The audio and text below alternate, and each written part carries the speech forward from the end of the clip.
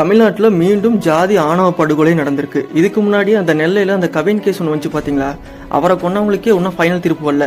ஆனால் அதுக்குள்ள அடுத்த நியூஸ் வந்துருச்சு. அதாவது திண்டுக்கல் மாவட்டம் வத்தலகுண்டு பக்கத்தில் ஒரு 3 மாசத்துக்கு முன்னாடி 2 லவ் ஜோடி கல்யாணம் பண்ணிக்கிறாங்க. அந்த பொண்ணு பேரு ஆர்த்தி, அந்த பையன் பேரு ரவிச்சந்திரன். ஆனால் இந்த பொண்ணோட அப்பங்காரனுக்கு இந்த லவ் மேரேஜ் பிடிக்கல. இந்த ஜாதி மறுப்பு இருக்கு பார்த்தீங்களா? அதனால என்ன பண்ணியிருக்கான்னா அந்த பையனை கொன்னுட்டான். இதனால அந்த பொண்ணு என்ன பண்ணியிருக்குன்னா போலீஸ் ஸ்டேஷன்ல கம்ப்ளைண்ட் பண்ணியிருக்கு. இந்த மாதிரி என் வீட்டுக்கார கொண்டுட்டாங்க, எனக்கும் கொலை மிரட்டு தராங்க அப்படின்னு அந்த பொண்ணு சொல்லியிருக்கு.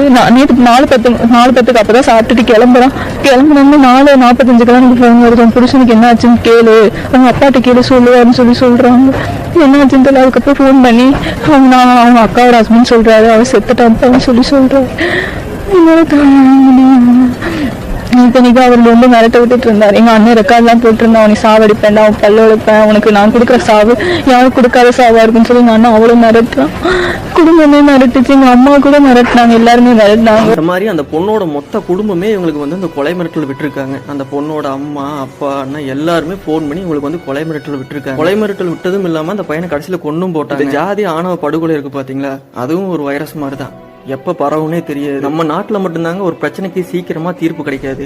ஆனா அந்த பிரச்சனை மறக்கிற அளவுக்கு பெரிய பிரச்சனை அடுத்து சீக்கிரமா அந்த பையனை கொன்ன ஒரு போட்டோவை நான் பார்த்தேன். ரொம்ப கொடூரமா வெட்டி கொண்டிருக்காங்க. ஒரு வருஷத்துக்கு ஒரு ஜாதி ஆணவ படுகொலை ஒரு கேஸ் முடியுதுன்னா, ஆனா ஒரு 10 கேஸ் ரிட்டர்ன் வந்துருது. வருஷத்துக்கு 10 கேஸ் இது மாதிரி கொலை பண்ணிட்டாங்க வந்துருது. ஆனா வருஷத்துக்கு ஒரு கேஸுக்கு மட்டும் தீர்ப்பு வருது. அதுவும் எனக்கு கன்ஃபார்மா தெரியும். இதுக்கெல்லாம் சொல்யூஷன் கிடைக்குமான்னு தெரியலைங்க. ஏன்னா எங்க சட்டமும் தூங்குது, சாமியும் தூங்குது.